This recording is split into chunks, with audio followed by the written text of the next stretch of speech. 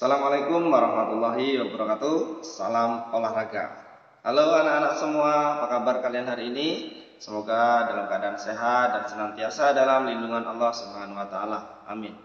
Baik anak-anak semua, pada kesempatan hari ini Bapak akan memberikan materi sesuai dengan agenda atau jadwal kita.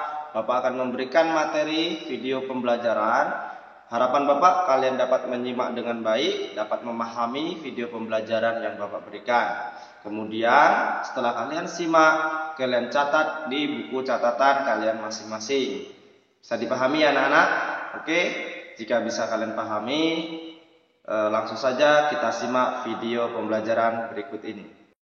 Di kesempatan kali ini, saya akan membahas terkait dengan salah satu permainan dalam olahraga, yaitu permainan olahraga bola besar.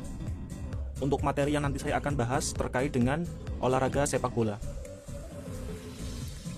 Jadi, dalam olahraga permainan bola besar, itu terbagi menjadi beberapa jenis olahraga saja. Yang saya presentasikan di sini, tidak semuanya, namun saya hanya mengambil contoh beberapa saja olahraga permainan bola besar. Yang pertama adalah bola voli, kemudian bola basket, kemudian futsal, kemudian sepak takraw, rugby, dan handball. Kemudian yang terakhir adalah sepak bola. Nah, di kesempatan kali ini, saya akan memberikan sedikit materi terkait dengan sepak bola, meliputi sejarahnya, dan sebagainya. Yang pertama, pengertian sepak bola. Sepak bola merupakan salah satu jenis permainan bola besar yang dimainkan secara beregu. Pemain dalam sepak bola berjumlah 11 orang, atau biasa kita sebut dengan kesebelasan. Lalu sebenarnya apa tujuan dari permainan sepak bola? Tujuan dari permainan sepak bola yaitu memasukkan bola ke gawang lawan sebanyak mungkin dan menahan atau menghalangi bola lawan supaya tidak masuk ke gawang kita. Jadi pada umumnya, permainan sepak bola ditentukan yang menang atau kalah berdasarkan jumlah bola yang masuk ke gawang. Dalam artian ke gawang lawan. Semakin banyak kita memasukkan bola ke gawang lawan, maka bisa jadi kita sebagai tim yang menang.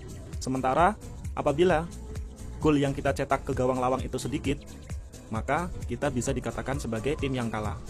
Seperti itu kurang lebihnya.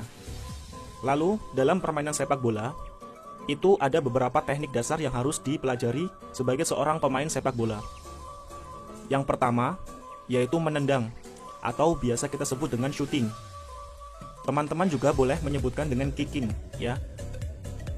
Jadi teman-teman boleh menyebutnya shooting ataupun kicking. Itu untuk yang teknik dasar yang pertama. Kemudian untuk teknik dasar yang kedua, itu adalah menggiring. Menggiring dalam bahasa Inggris bisa disebut dengan dribbling. Kemudian teknik dasar yang ketiga yaitu mengontrol atau controlling. Kemudian yang keempat itu menyundul atau heading. Kelima, yaitu mengumpan atau biasa dikenal sebagai passing. Dan yang keenam adalah lemparan ke dalam atau throw in. Jadi, itu adalah beberapa teknik dasar yang akan kita juga bahas nanti di slide selanjutnya. Sebelum kita masuk ke teknik dasar, kita cari tahu dulu atau kita mengenal dulu bagaimana sejarah singkatnya sepak bola berada. Jadi, sejarah sepak bola dimulai sejak abad kedua dan ketiga sebelum Masehi, tepatnya di Tiongkok pada masa dinasti Han. Pada saat itu, sepak bola dimainkan untuk melatih fisik para tentara, sekaligus menjadi hiburan ketika perayaan ulang tahun kaisar. Bola yang digunakan pada saat itu terbuat dari usus dan kulit binatang. Sepak bola modern pertama kali berkembang di Inggris. Permainan sepak bola yang dimainkan di Inggris menetapkan peraturan-peraturan dasar dalam sepak bola. Pada tahun 1365, Raja Edward III melarang olahraga sepak bola karena banyak menimbulkan kekerasan selama pertandingan. Jadi pada saat itu, olahraga sempat dihentikan karena dalam pertandingannya banyak sekali menimbulkan kekerasan, terutama saat pertandingan berlangsung. Kemudian, selama tahun 1800-an, permainan sepak bola dibawa oleh pelaut, pedagang, dan tentara Inggris ke berbagai belahan dunia. Jadi, perkembangan sepak bola di dunia itu salah satunya dipengaruhi oleh para pelaut, pedagang, dan tentara Inggris yang pergi ke belahan dunia yang lain, termasuk di Indonesia. Kemudian, tahun 1904, Asosiasi Sepak Bola Dunia atau kita biasa sebut FIFA didirikan di Paris, Prancis dengan beranggotakan Swedia, Swiss, Spanyol, Belanda, Belgia, dan Prancis. Kemudian pada tahun 1930, Piala Dunia mulai diselenggarakan di Uruguay yang diikuti oleh 13 tim.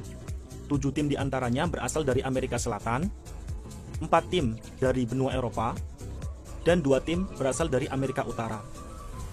Saat ini, olahraga sepak bola menjadi olahraga paling populer di dunia, mengalahkan jenis atau cabang olahraga yang lain.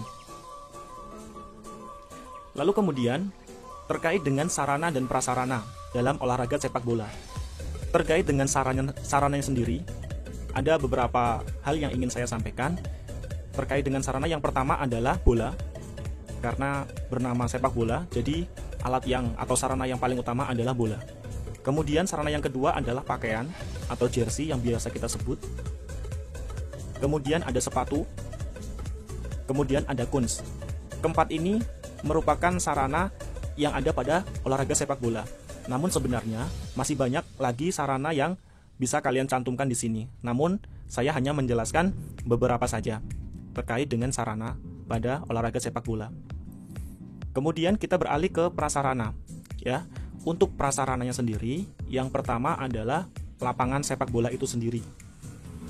Kemudian yang kedua itu ada gawang beserta bendera pada sudut lapangan. Itu merupakan bagian sarana dan prasarana yang ada di sepak bola. Namun tentunya di luar dari ini masih banyak sarana dan prasarana yang bisa kalian tuliskan, ya, atau kalian bisa cari sendiri. Di awal tadi kita telah menyebutkan beberapa teknik dasar dari sepak bola itu sendiri. Ada sekitar 6 teknik dasar yang akan kita pelajari.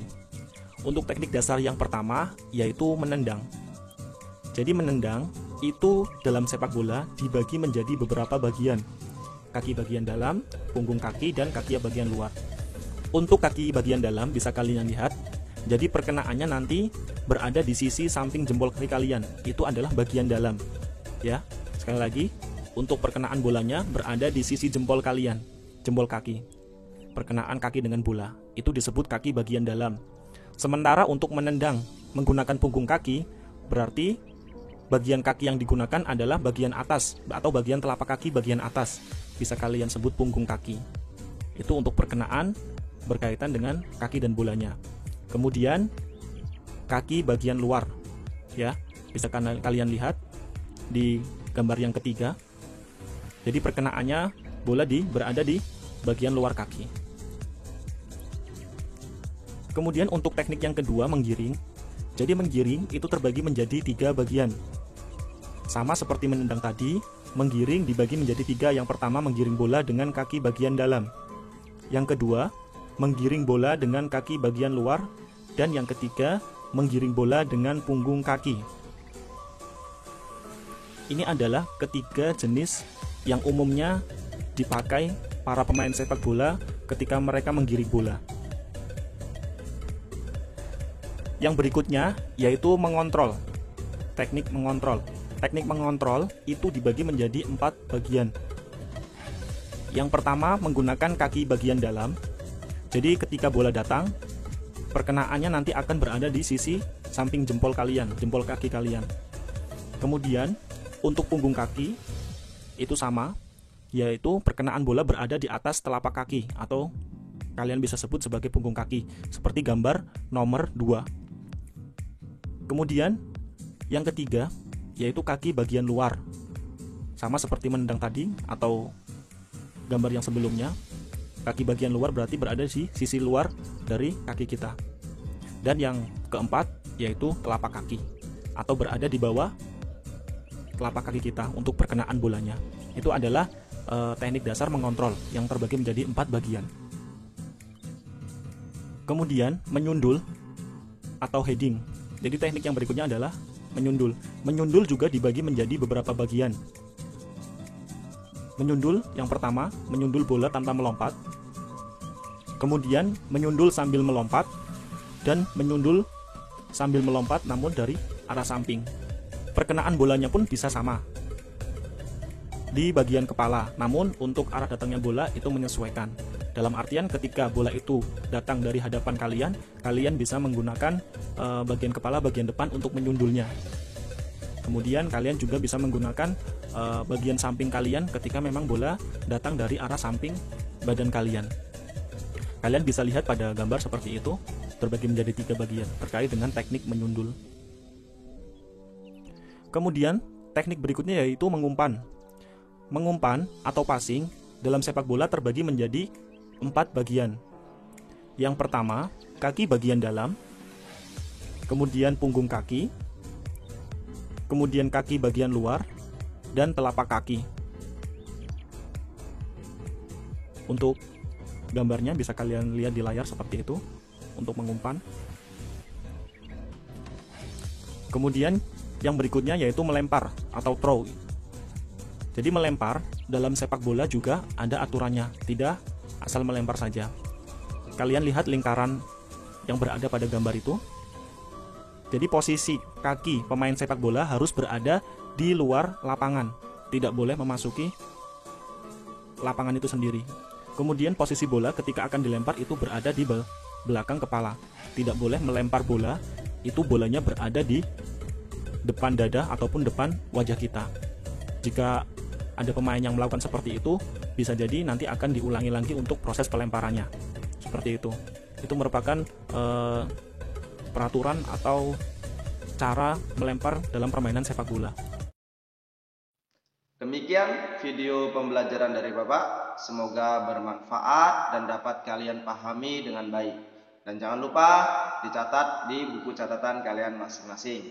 Pesan Bapak, tetap di rumah, jaga kesehatan, jaga pola makan, istirahat yang cukup, dan tetap berolahraga. Terima kasih. Assalamualaikum warahmatullahi wabarakatuh. Salam olahraga.